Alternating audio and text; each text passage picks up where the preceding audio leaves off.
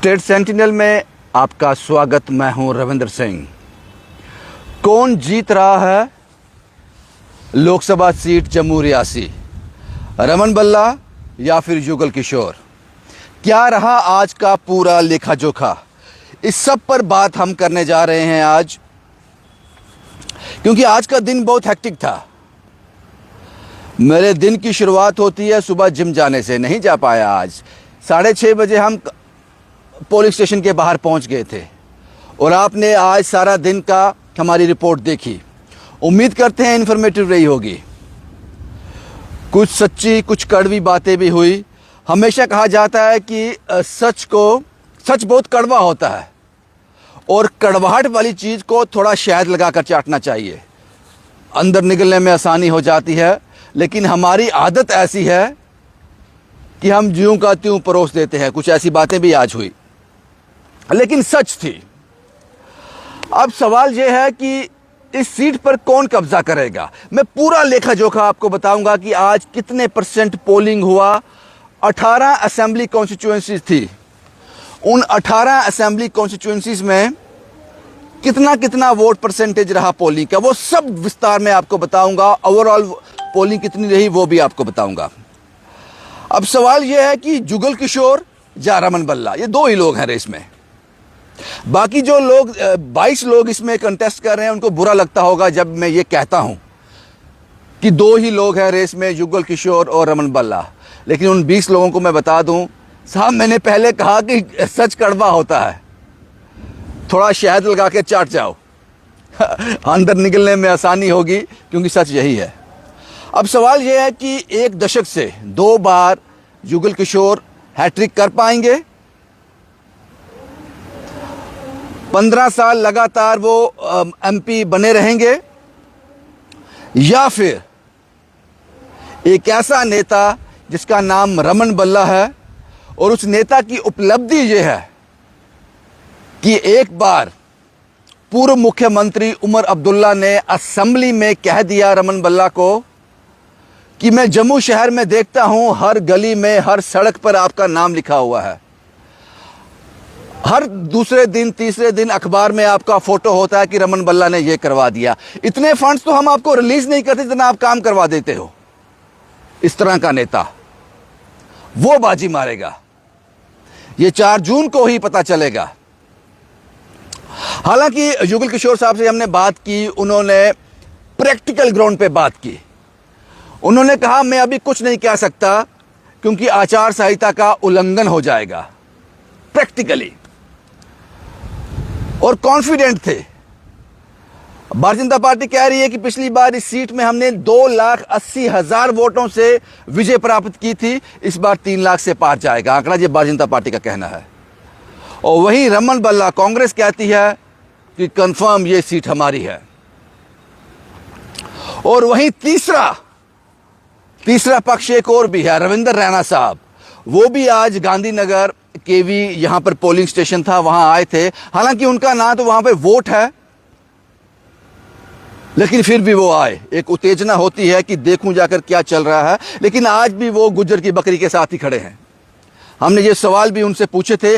आजकल जम्मू में बहुत चोरियां हो रही हैं, लेकिन जब से रविंद्र रैना साहब का बयान आया है, जित गुज्जर की बकरी जाएगी वो जगह गुज्जर की हो जाएगी, तब से चोरों से कम बकरी से ज्यादा डर लगता है, कहीं प्लॉट से निकल ना जाए। और खासकर गुज्जर की बकरी हो तो डर और भी गहरा हो जाता है। और इस तंज को जो मैं कह रहा हूं, इसको हास्य में कह रहा हूं, लेकिन याद रखना साहब, ये मैं गुज्जर लोगों को तंज नहीं कर रहा हूं, कतई नहीं। मैं आपको सावधान कर रहा हूं। अगर आपको कोई ऐसी बात कहे जो बिल्कुल हवा में हो, जिसका कोई सर पैर ना हो, तो उसका विरोध किया करो, उसके आगे हंस मत दिया करो। खैर, रविंद्र रैना साहब अब आज भी उसी बकरी के साथ खड़े दिखे हमें। लेकिन अब क्या लगता है कि यहां पे इस सीट से कौन विजयी होगा, इसका फैसला तो 4 जून को होगा। लेकिन दोनों ही पार्टी अपनी अपनी जगह कंफर्म है कि ये सीट हमारी है। अब मैं आपको बता दूं वो आंकड़े। 18 असेंबली कॉन्स्टिट्यूंसीज हैं, यहां पर आज पोलिंग हुई जम्मू रियासी लोकसभा सीट के लिए। स्टार्ट करते हैं अखनूर से। अखनूर 78% वोटिंग हुई है, पोलिंग हुई है। बाहू में 62%, बिश्नाह 76%, शंब में 75%, गुलाबगढ़ में 73%, जम्मू ईस्ट में 66%, जम्मू नॉर्थ में 67%, जम्मू वेस्ट में 62%, काराकोट सुंदरबनी 69%, मढ़ 79%। सबसे ज़्यादा मढ़ और श्री माता वैष्णो देवी, इन दो कॉन्स्टिट्यूंसी में सबसे ज़्यादा पोलिंग हुई है। दोनों में 79 है। मढ़ 79%, नगरोटा 75%, आरसपुरा 68%, रामगढ़ 75%, रियासी 74%, सांबा 74%, श्री माता वैष्णो देवी 79%। मढ़ और श्री माता वैष्णो देवी में 79% पोलिंग हुई है, सबसे ज़्यादा। सुचेतगढ़ 75%, विजयपुर 75%। ये 18 असेंबली कॉन्स्टिट्यूंसीज हैं जहां आज पोलिंग हुई। उन सब का मैंने लेखा जोखा आपको बता दिया। जो ओवरऑल पोलिंग हुई है जम्मू रियासी लोकसभा सीट में, ओवरऑल जो पोलिंग हुई है वो है 72.32%। 72.32% ओवरऑल पोलिंग। और ये आंकड़े जो मैं आपके साथ शेयर किए हैं मैंने, ये रात 10:30 बजे ये आंकड़े आए हैं, क्योंकि दूर दराज पहाड़ों से ये सब कुछ लेखा जोखा आता है। तो 10:30 बजे के ये आंकड़े, हालांकि पोलिंग जो है 7 बजे ख़त्म हो गई थी, लेकिन कुछ ऐसे चीज़ें होती हैं यहाँ पर, कुछ ईवीएम में ख़राबी आ जाती है या कुछ और तकनीकी ख़राबी आती है, वहाँ थोड़ा वक्त ज़्यादा लग सकता है। लेकिन ये आंकड़े जो रिपोर्ट, ऑफिशियल रिपोर्ट है, ये 10:30 बजे की है। इसको कंफर्म करने में, इसकी संजीदगी को जानने में हमें वक्त लगा, इसलिए अब ये रिपोर्ट जो हम आपके साथ शेयर कर रहे हैं 11:15 हो गए। हमने ज़रूरी समझा ये रिपोर्ट आपके साथ हम साझा करें। अब सवाल ये है, आप क्यों नहीं एग्जिट पोल करते? ये जो हम टीवी में एग्जिट पोल देखते हैं उसकी क्या क्रेडिबिलिटी है? पता नहीं कैसे क्या करते हैं वो, लेकिन ये मीन टाइम में जो एग्जिट पोल आप क्यों नहीं करते? ये 18 कॉन्स्टिट्यूएंसी, असेंबली कॉन्स्टिट्यूएंसी जिसका मैंने जिक्र किया, ये सब लोगों तक हमारी वीडियो पहुंचती है। आप कमेंट बॉक्स में फैसला कर दीजिए, हम उसको एग्जिट पोल की तरह लोगों को बता देंगे। क्या लगता है आपको, युगल किशोर साहब तीसरी बार भी हैट्रिक कर पाएंगे? तीसरी बार भी पार्लियामेंट में जाएंगे? लगातार 15 साल वो एमपी बने रहेंगे?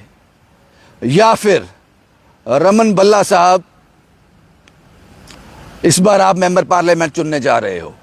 ये फैसला आपके हाथों ने कर दिया आज, आपकी उंगलियों ने ये फैसला कर दिया आज, और ये फैसला ईवीएम में कैद है। 4 जून को सार्वजनिक हो जाएगा, लेकिन उससे पहले हाथ कंगन को आरसी क्या और पढ़े लिखे को फारसी क्या, फैसला तो आपने बंद किया है। तो आप फैसला सुना दीजिए कमेंट बॉक्स में, उसको हम एग्जिट पोल की तरह यूज कर सकते हैं। क्योंकि ये मीन टाइम में मुझे नहीं पता कि भारतीय जनता पार्टी कितने लोग देख रहे हैं, कांग्रेस के कितने लोग देख रहे हैं, आम जनता कितनी देख रही है, कहां तक ये वीडियो पहुंचेगा मुझे नहीं पता। आप कमेंट बॉक्स में अपनी राय जरूर दें, लेकिन फैसला जो भी हो, कोई भी इस बार मेंबर पार्लियामेंट इस सीट से चुना जाए या दूसरी कठुआ सीट से आए सामने, लेकिन साहब एक बात याद रखना, जिस विश्वास के साथ लोगों ने वोट डाला है, उस विश्वास को टूटने मत देना। कोशिश तो करो, इतना मुश्किल नहीं है। मैं कहता हूं इतना मुश्किल नहीं है। आप में सिर्फ करने का जज्बा होना चाहिए, आप में लड़ने की ताकत होनी चाहिए। आपको सिर्फ और सिर्फ वकील बनना है उन वोटर्स का जिन्होंने आप पर विश्वास जताया है। जी हजूरी नहीं करनी है साहब,